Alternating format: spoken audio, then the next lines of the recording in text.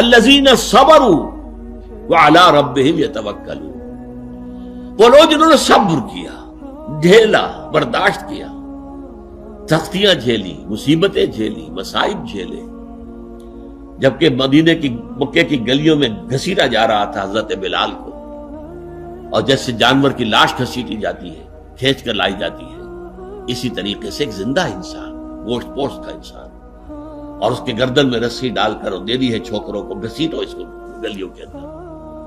اور ظاہر بات ہے کہ وہ گلیاں کوئی پیومنٹ تو نہیں تھے، وہاں پر کوئی سڑکیں تو نہیں تھی، وہ کونے رکھنے والے جو ہیں نوکیلے پتھر، جسم ادھر رہا ہے، خونم خون ہے، پھر سینے کے اوپر ایک بھاری پتھر رکھ دیا گیا، دھوپ میں ڈال کر، اوپر سے وہ آسمان جیسے آگ برس رہی ہے، ادھر سینے پر پتھر، سانس لینا مشکل سے سانس لے رہے ہیں، لیکن ساتھ ساتھ کہہ رہے ہیں احد احد احد احد احد احد احد، ایک ہی کو مانتے ہو اور کسی کو نہیں مانتے۔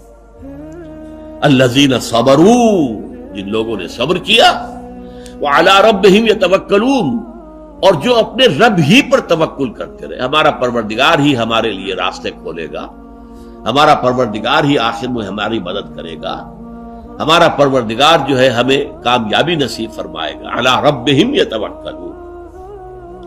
وَكَأَيٍّ مِّن دَابَّةٍ لَا تَحْمِلُ رِزْقَهَا، اور کتنے ہی چوپائے ہیں زمین میں تم دیکھتے ہو، وہ اپنا رزق اٹھائے تو نہیں پھرتے۔ یہ پرندے جو ہیں، کیا ان کا رزق ان کے پاس سٹور میں کہیں ہوتا؟ حضرت مسیح کا ایک بڑا پیارا جملہ ہے سرمن آف دی ماؤنٹ میں، کیوں فکر کرتے ہو، اپنے حواریین سے کہہ رہے، کیوں فکر کرتے ہو کہ کیا کھائیں گے؟ تم جنگل کی چڑیوں کو نہیں دیکھتے کہ وہ خالی پیٹ اپنے گھونسلوں سے نکلتی ہیں اور شام کو آسودہ ہو کر واپس آتی ہیں؟ ان کے پاس کہیں کوئی جمع تو نہیں ہے، کوئی ذخیرہ تو نہیں ہے گندم کا یا کسی اور چیز کا؟ تو جو آسمان کے پرندوں کو کھانے کو دیتا ہے، کیا وہ تمہیں نہیں دے گا؟ یہ خوبصورت انداز۔ کیوں فکر کرتے ہو کیا پہنو گے؟ جنگل کی سوسن کو نہیں دیکھتے کہ جس قدر شاندار لباس اللہ نے اسے دیا ہے، رنگین۔ سلیمان بھی اپنی ساری شان و شوکت کے باوجود ویسا ملبس نہ تھا، ویسا لباس اس کے پاس بھی نہیں تھا۔ تو جو جنگل کی گھاس کو لباس دیتا ہے، جو آج ہے اور کل جھونک دی جائے گی آگ میں، کیا وہ تمہیں لباس نہیں پہنائے گا؟ یہ ہے توکل اللہ کی ذات پر۔ وَكَأَيٍّ مِّن دَابَّةٍ لَا تَحْمِلُ رِزْقَهَا اللَّهُ يَرْزُقُهَا وَإِيَّاكُمْ، اللہ ہی انہیں بھی رزق دیتا ہے، تمہیں بھی دے گا، کیوں فکر کرتے ہو کہ کل کیا کھائیں گے؟ آپ نے سنا ہوگا حضور نے سورہ رحمان کے بارے میں فرمایا ہے، سورۃ الرحمان عروس القرآن، یہ سورہ رحمان جو ہے یہ قرآن کی دلہن ہے۔ جیسے دلہن کو آپ خوشنما لباس پہناتے ہیں، آراستہ پیراستہ اس کو گہنے اور اس کو زیور پہناتے ہیں، تو جس طریقے سے سجاتے ہیں آپ دلہن کو، اللہ تعالیٰ نے ایک سورت قرآن مجید میں یہ ایسی رکھی ہے سورہ رحمان کی، اسے خوب سجایا ہے۔ اس میں الفاظ کا در و بست، اس کا اپنا ایک ڈیوائن میوزک ہے۔ وہ تو اللہ تعالیٰ قراء جو ہے خاص طور پر مصر کے قراء، اللہ تعالیٰ ان پر رحمت نازل فرمائے، ان کی خطاؤں سے درگزر کرے۔ جس طرح قرآن کے انٹرنسک میوزک کو انہوں نے واضح کیا ہے، واقعہ یہ ہے کہ اگر یہ لوگ نہ ہوتے، شیخ عبد الباسط محمد عبد الصمد، شیخ محمود خلیل الحسنی، یہ لوگ کہ جنہوں نے قرآن کے اس غنا میوزک، یہ لفظ جو ہے آپ حیران نہ ہو کہ میں یہ کوئی شاد توہین کر رہا ہوں قرآن کی، حضور نے یہ لفظ استعمال کیا ہے، تغنو، اس قرآن کو اچھی سے اچھی خوشلہانی کے ساتھ پڑھو۔ من لم یتغن بالقرآن فلیس منا، جو قرآن کو بہتر سے بہتر انداز میں، اچھی سے اچھی آواز میں، خوشلہانی کے ساتھ پڑھنے کی کوشش نہیں کرتا، وہ ہم میں سے نہیں ہے۔ بلکہ ایک مرتبہ حضور رات کے وقت آپ گشت پر تھے اپنے ساتھیوں کے حالات معلوم کرنے کے لیے۔ حضرت ابو موسیٰ اشعری رضی اللہ تعالیٰ عنہ ایک صحابی ہیں، ان کے گھر کے پاس سے گزر ہوا، وہ رات کو تہجد پڑھ رہے تھے، کھڑے ہوئے کیف کے عالم میں قرآن تلاوت کر رہے ہیں۔ حضور کو بہت پسند آئی ان کی قرات، کافی دیر تک وہاں کھڑے سنتے رہے۔ اب انہیں کیا پتا کون سن رہا ہے، بالکل اسی طرح سمجھ لیجئے ایک بات یاد آئی ہے، حضور فرماتے ہیں کہ جس طرح کان لگا کر اللہ قرآن کو سنتا ہے، کسی چیز کو نہیں سنتا۔ ہمیں نظر نہیں آتا نا، ہمیں معلوم نہیں، ہم قرآن پڑھ رہے ہیں تو سننے والا کون ہے؟ سب سے زیادہ کان لگا کر خود اللہ۔ یہاں اس لیے مجھے یاد آیا کہ ابو موسیٰ اشعری کو کیا پتا تھا کہ کون سن رہا ہے، وہ اپنی کیفیت میں نماز میں تہجد میں قرآن کی تلاوت کر رہے تھے، اور ظاہر بات ہے ان کے گھر ایکڑوں میں بنے ہوئے نہیں تھے، ایک ایک کمرہ، ایک ایک کوئی حجرہ، ایسے تو گھر تھے نا صحابہ کے، لہذا حضور پاس سے گزرے، آواز آئی، کافی دیر سنتے رہے۔ اس کے بعد آپ تشریف لے گئے، صبح فجر میں ملاقات ہوئی تو حضور نے تحسین کے انداز میں فرمایا، یا ابا موسیٰ انک قد اوتیت مزمارا من مزامیر آل داؤد، اے ابو موسیٰ تمہیں تو آل داؤد کے سازوں میں سے ایک ساز اللہ نے عطا فرما دیا۔ جس طرح حضرت داؤد، لہن داؤدی مشہور ہے کہ جب وہ پچھلے پہر رات کو حمد کے ترانے الاپتے تھے، قرآن میں ہے کہ پرندے شامل ہو جاتے تھے ساتھ، اور پہاڑ وجد میں آتے تھے، پہاڑ بھی ان کے ساتھ شریک ہوتے تھے۔ تو جس طرح کا اللہ نے ان کو لہن عطا فرمایا تھا، حضور نے تحسین کے انداز میں فرمایا ہے ابو موسیٰ شریک، اللہ نے تمہیں بھی آل داؤد کے سازوں میں سے ایک ساز عطا فرمایا ہے۔ بہرحال قرآن مجید کا جو یہ میوزک ہے، قرآن کے الفاظ کا جو حسن ہے، جہاں تک حسن معنوی ہے وہ تو ہر لفظ میں ہے، لیکن یہ حسن ظاہری، حسن صوتی، حسن لفظی، یہ اپنے کلائمیکس پر آپ کو نظر آئے گا سورہ رحمان۔ لیکن قرآن میں یہ سورت اس اعتبار سے بھی ممتاز ہے، اس کی 4 آیات پر ذرا توجہ کریں گے، عجیب حقائق سامنے آئیں گے۔ جہاں یہ قرآن مجید کے حسن صوت اور حسن لفظی کی معراج ہے، وہیں اس کی پہلی 4 آیات میں 4 چوٹی کی چیزوں کا ذکر ہے، سب سے اونچی چیز ہے۔ پہلی آیت کیا ہے؟ الرحمن، ایک آیت ہو گئی۔ رحمان کیا ہے؟ اللہ کا نام ہے۔ کبھی آپ نے غور کیا اللہ کے ناموں میں سب سے پیارا نام کون سا ہوگا؟ رحمان۔ کیوں؟ اس کا مادہ کیا ہے؟ رحمت۔ ہمیں سب سے بڑھ کر جس چیز کی ضرورت ہے وہ کیا ہے؟ رحمت خداوندی۔ نام اچھی طرح سن لیجئے اس حضور کے قول کو۔ حضور فرماتے کوئی شخص جنت میں مجرد اپنے عمل کی بنیاد پر داخل نہیں ہو سکے گا جب تک کہ رحمت خداوندی دستگیری نہ کرے۔ کسی صحابی نے بڑی ہمت اور جرأت کا ثبوت دیا کہ پوچھ لیا، کیا حضور آپ بھی؟ جب آپ نے فرمایا کوئی شخص داخل نہیں ہو سکتا جنت میں محض اپنے عمل کی بنیاد پر جب تک کہ رحمت خداوندی جو ہے وہ دستگیری نہ فرمائے۔ پوچھا گیا کیا آپ بھی؟ آپ نے فرمایا ہاں میں بھی۔ آپ انداز کیجئے کہ اگر محمد الرسول اللہ بھی رحمت خداوندی کے ضرورت مند ہوں تو تاب دیگراں چے رسد، ہماری تو سب سے بڑی ضرورت رحمت خداوندی۔ اب یہ رحمت جو ہے قرآن مجید میں اللہ تعالیٰ کی یہ شان 2 الفاظ کے ذریعے سے آتی ہے، رحیم اور رحمان۔ اور کوئی مادہ نہیں ہے جس سے 2 نام بنتے ہوں اللہ کا، لیکن یہ مادہ ہے واحد رحمت کا کہ جس سے رحمان بھی ہے رحیم بھی ہے۔ رحیم صفت مشبہ ہے، رحمت دائم ہو جائے گی، مستقل ہوگی تو رحیم کہیں گے، اور رحمان اس میں رحمت کی ہے وہ شان ہے کہ جیسے ٹھاٹھے مارتا ہوا سمندر ہو، ہیجان کی کیفیت، طوفانی کیفیت، رحمت خداوندی کا طوفانی جوش، وہ ہے رحمان۔ آپ تو رہتے اس علاقے میں ہیں، آپ کو معلوم ہے عرب اگر بھوکا مرا جا رہا ہو تو کیا کہے گا؟ انا جوعان۔ پیاسا مرا جا رہا ہو انا عطشان۔ بہت غضبناک ہوگا غضبان، غضبان آصفہ قرآن میں آیا، بہت غضبناک۔ رحمان جس کی رحمت جو ہے جوش میں ہے، ٹھاٹھے مارتے ہوئے سمندر کے مالک۔ تو یہ اللہ تعالیٰ کے ناموں میں سب سے پیارا نام۔ اب آگے چلیے، الرحمن علم القرآن، رحمان نے قرآن سکھایا۔ رحمت خداوندی کا سب سے بڑا مظہر، رحمان کی رحمانیت کا سب سے بڑا مظہر قرآن ہے۔ ان میں جو منطقی ربط ہے اس کو سمجھتے جائیے۔ اچھا آپ یہ سوچئے، جو علم بھی انسان کو حاصل ہوا وہ کس نے دیا؟ اللہ نے۔ سائنس کا علم کس نے دیا؟ اللہ نے۔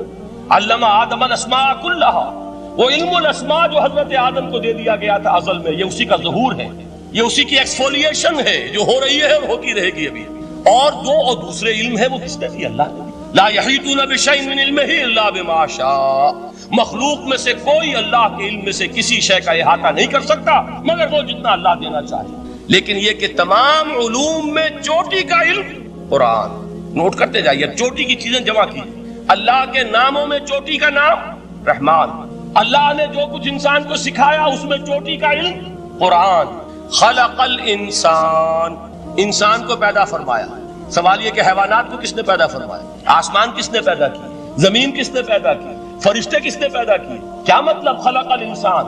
اس کی تمام مخلوقات میں اس کا کلائمیکس، اس کی تخلیق کی معراج، اس کے تخلیق کا نقطہ عروج انسان ہے۔ یہ ہے کہ جو مسجود ملائک بنا ہے۔ وَلَقَدْ كَرَّمْنَا بَنِي آدَمَ وَحَمَلْنَاهُمْ فِي الْبَرِّ وَالْبَحْرِ وَرَزَقْنَاهُمْ مِنَ الطَّيِّبَاتِ وَفَضَّلْنَاهُمْ عَلَى كَثِيرٍ مِّمَّنْ خَلَقْنَا تَفْضِيلًا۔ تو تخلیق میں سب سے اونچی تخلیق انسان کی، علموں میں سب سے اونچا علم قرآن کا، اللہ کے ناموں میں سب سے اونچا نام رحمان۔ تقاضے پورے کرو۔ تقاضے کیا ہے؟ ایمان ہے تو عمل درست ہونا چاہیے، ایمان ہے تو جہاد ہونا چاہیے، ایمان ہے تو جان اور مال کھپانی چاہیے. تو جو ایمان دوسرے لوگ جس طرح لائے ہیں، حمزہ بھی تو ایمان لائے ہیں، آخر ان کا راستہ تمہیں نظر نہیں آ رہا؟ ابو بکر ایمان لائے ہیں، ان کی طرح ایمان لاؤ. تو انہوں نے کیا کہا؟ انؤمن کما آمن السفہاء، کیا ہم اس طرح ایمان لائیں جیسے یہ بے وقوف لائے؟ سفیہ کا لفظ تو سبھی جانتے ہیں، یہ سفہاء کسے کہہ رہے ہیں؟ آپ نے پڑھا تو بہت مرتبہ ہوگا ان آیات کو، کبھی سوچا کس کو کہہ رہے ہیں؟ وہ ابو بکر کو کہہ رہے ہیں، وہ حمزہ کو کہہ رہے ہیں، وہ عمر کو کہہ رہے ہیں.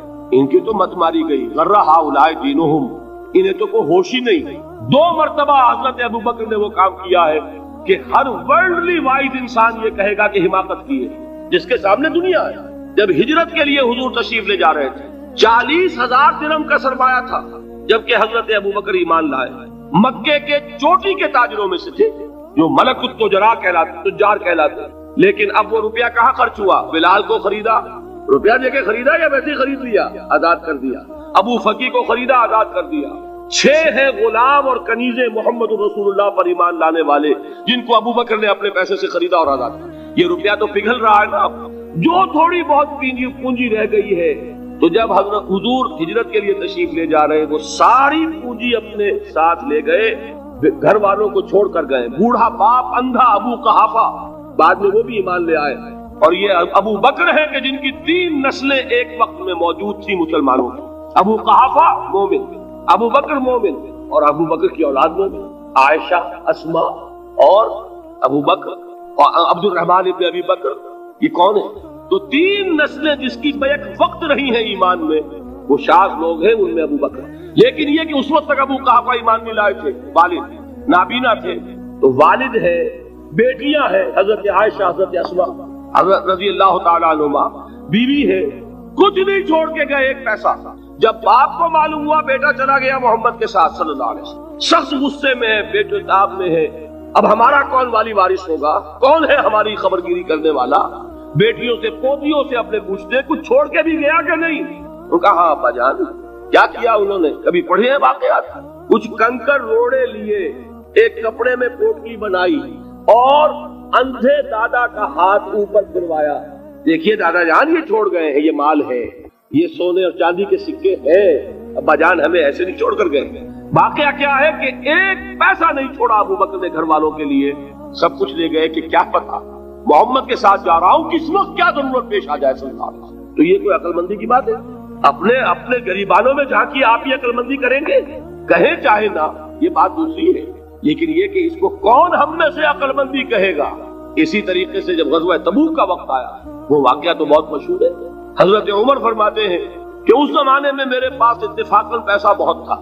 میں نے یہ سوچا دل میں کہ اس مرحلے پر تو میں ابو بکر سے بازی لے جاؤں گا.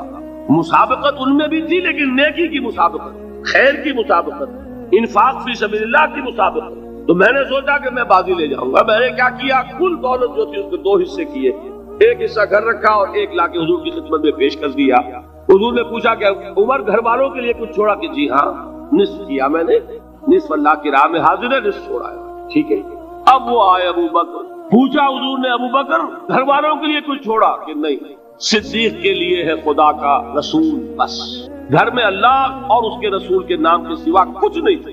یہی ہے نا، پروانے کو چراغ ہے، بلبل کو پھول، بس. اور صدیق کے لیے ہے خدا کا رسول، بس. مجھے گھر والوں کے لیے کچھ نہیں تھا. یہ کام جو ہے، تو یہ جن کا ہم اس وقت ذکر پڑھ رہے ہیں منافقین، ان کے نزدیک حماقت تھی یا عقل مندی تھی؟ یہ سمجھداری تھی یا بے وقوفی تھی؟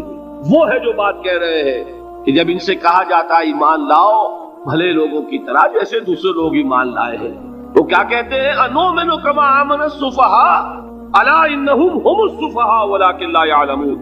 آگاہ ہو جاؤ، اصل احمق یہ ہے، اصل بے وقوف یہ ہے. انہیں نہیں پتا کہ حقیقت کیا ہے، نفع کیا ہے، نقصان کیا ہے. وہ جو بات میں نے سورۃ العصر میں بیان کی تھی، والعصر ان الانسان لفی خسر الا الذین آمنوا وعملوا الصالحات وتواصوا بالحق وتواصوا بالصبر. جس کے ذہن اور قلب پر یہ صورت گندہ ہو جائے گی، اس کے نزدیک عقل مندی یہ ہے کہ سب کچھ اللہ کی راہ میں لگا دو. جس کے دل میں یہ بات بیٹھی نہیں، اس کے لیے عقل مندی یہ ہے کہ بچا بچا کر رکھو، چھپا چھپا کر رکھو، سنبھال سنبھال کر رکھو. عقل مندی کا اس میں تقاضا کچھ اور، اس میں تقاضا کچھ اور. لیکن یہاں بھی فرمایا ولکن لا یعلمون، انہیں ابھی علم نہیں ہے اس کا. اس سے پہلی آیت میں بھی فرمایا ولکن لا یشعرون، انہیں شعور نہیں ہے. دیکھیے میں آپ کو بتا رہا تھا یہ وہ غیر شعوری نفاق ہے، یہ بڑھتا چلا جا رہا ہے۔ پہلے جھوٹا بہانہ تھا، پھر جھوٹی قسمیں ہوئی، پھر دشمنی ہو گئی صادق الایمان جو جان اور مال لگا رہے ہیں، نچھاور کر رہے ہیں پروانہ وار، اللہ پر، اللہ کے دین کے اوپر نثار کر رہے ہیں اپنے آپ کو، ان سے عداوت، ان سے دشمنی، ان کا بغض، یہ تھرڈ سٹیج تک پہنچ گئے۔ اب بھی وہ اپنے آپ کو منافق نہیں سمجھتے، وہ سمجھتے عقل مند تو ہمیں، یہ تو بے وقوف ہے ہم ہیں۔ اصل میں بھائی سمجھ کے چلنا چاہیے، تیل دیکھنی چاہیے، تیل کی دھار دیکھنی چاہیے، دائیں بائیں دیکھنا چاہیے، حفاظت کا بھی خیال ہونا چاہیے، یہ ساری چیزیں تو عقل مندی ہے نا دنیا کے اعتبار سے۔ تو وہ تو انہیں بے وقوف سمجھ رہے ہیں، اپنے آپ کو منافق کہاں سمجھیں گے؟ چاہیے ٹھیک ہے بھائی، دین بھی چاہیے لیکن دنیا کی فکر بھی چاہیے کہ نہیں؟ یہ آپ کہتے ہیں کہ نہیں کہتے؟ یہ تو بات آپ نے بہت دفعہ سنی بھائی، ٹھیک ہے دین بھی ہونا چاہیے لیکن دنیا بھی تو ہونی چاہیے کہ نہیں؟ یہ ہے سمجھ دنیا کی، یہ ہمارے معیارات ہیں۔ یہی وجہ ہے کہ دین ذلیل سے ذلیل تر ہو رہا ہے۔ دین وہ جو میں نے حال ہی کے اشعار سنائے تھے کہ پستی کا کوئی حد سے گزر نہ دیکھے، اسلام کا گر کر نہ ابھر نہ دیکھے، مانے نہ کبھی کہ مد ہے ہر جزر کے بعد دریا کا ہمارے جو اتر نہ دے۔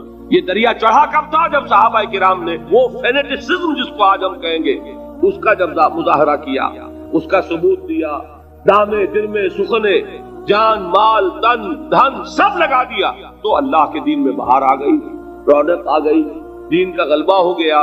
اور جب ہم اپنے سمجھ کر رکھیں گے تو ظاہر بات ہے کہ اس کا تو پھر جو حشر ہوگا وہ وہی۔ دین میں کمزوری، ہماری دنیا جو ہے پھل رہی ہے، پھول رہی ہے، دین جو ہے وہ کمزور ہوتا چلا جائے۔ یہ ہے تھرڈ سٹیج اس نفاق کی کہ جس کے بعد اب کوئی امکان واپسی کا نہیں ہے۔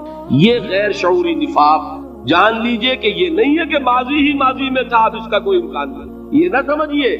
اب بھی یہ نفاق جو ہے یہ میں بتا دوں آپ کو، ایک عام آدمی ہے، دین کا تقاضا ہی سامنے نہیں ہے، اسے پتہ ہی اتنا ہے کہ اللہ کے دین کا تقاضا نماز روزہ، وہ نماز روزہ کر رہا ہے، اس پر نفاق کا حملہ نہیں ہوگا۔ اس کو آپ کہہ دیں کہ اس کی سمجھ کم ہے، اس کا شعور کم ہے، اسے پتہ نہیں ہے، دین کے تقاضوں سے واقف نہیں ہے، وہ بچا ہوا ہے، وہ محفوظ ہے۔ وہ جو میں نے آپ سے کہا تھا پرسوں، اور ایک صاحب نے جواب دیا مجھے بعد میں کہ آج آپ نے جو بات کہی ہے تو کل لوگ کم آئیں گے، آپ نے ڈرا دیا کہ یہ جو تقاضے دین کے سامنے آ رہے ہیں تو اس سے ذمہ داری بڑھ رہی ہے۔ اب جس نے سمجھ لیا ہے پھر پیچھے رہے، وہ نفاق کے خطرے میں ہے۔ جسے سمجھ ہی نہیں ہے وہ پھر بھی کوئی نہ کوئی عذر پیش کر سکے گا کہ اللہ ان مولویوں سے پوچھ جنہوں نے ہمیں بتایا نہیں، انہوں نے تو دین کے تقاضے ہمیں یہ بتائے نہیں، انہوں نے تو ہمیں نور اور بشر میں چکر دے کے لڑائے رکھا، ان سے پوچھ۔ اصل سے مجرم جو ہے وہ یہ ہے، وہ واقعہ یہ ہے کہ کسی درجے میں بچیں گے کہ دین چاہتا کیا ہے، دین کے تقاضے کیا ہیں، توحید کی حقیقت کیا ہے، شرک کی حقیقت کیا ہے، اس کی طرف اگر توجہ ہی نہیں دلائی جا رہی اور اس غریب کو پتہ ہی نہیں، اسے پتہ ہی صرف یہ ہے کہ کھڑے ہو کر سلام پڑھنے میں اتنا فائدہ ہوتا ہے، وہ پڑھ رہا ہے بیچارہ، لہذا اس کا معاملہ آسان ہے بنسبت اس شخص کے کہ جس کے سمجھ میں آ گیا ہو، بات اس نے پالی ہو۔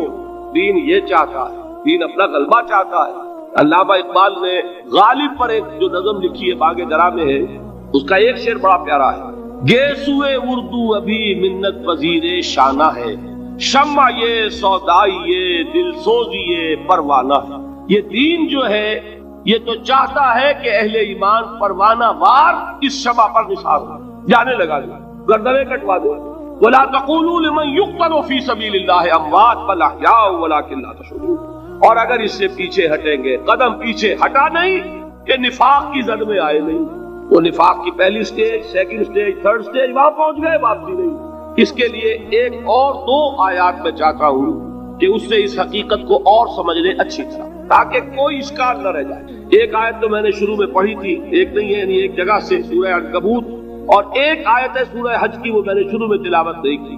سورہ حج کی آیت دیکھیے، اس قدر پیاری آیت ہے، دوسرے رکوع کے اندر آپ کو آیت ملے گی، سورہ حج 17ویں پارے میں ہے، نصف کے بعد شروع ہوتی ہے، اور اس کے دوسرے رکوع وَمِنَ النَّاسِ، اور لوگوں میں سے کچھ ایسے بھی ہیں، مَن يَعْبُدُ اللَّهَ عَلَى حَرْفٍ، جو اللہ کی بندگی کرنا چاہتے کنارے پر کھڑے ہو کر۔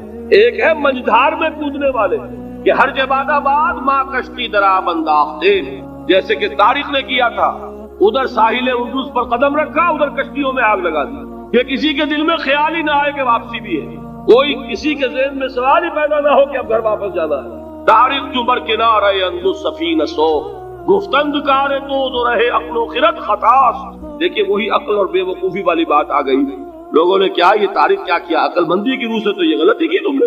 عقل تو یہ سکھاتی ہے کہ ذرا سنبھل کر چلو، جذبہ یہ کہتا ہے کہ نہیں، واپسی کا کوئی سوال نہیں. اس نے اقبال نے یہی نقشہ کھینچا ہے کہ بے خطر کود پڑا آتش نمرود میں عشق، عقل ہے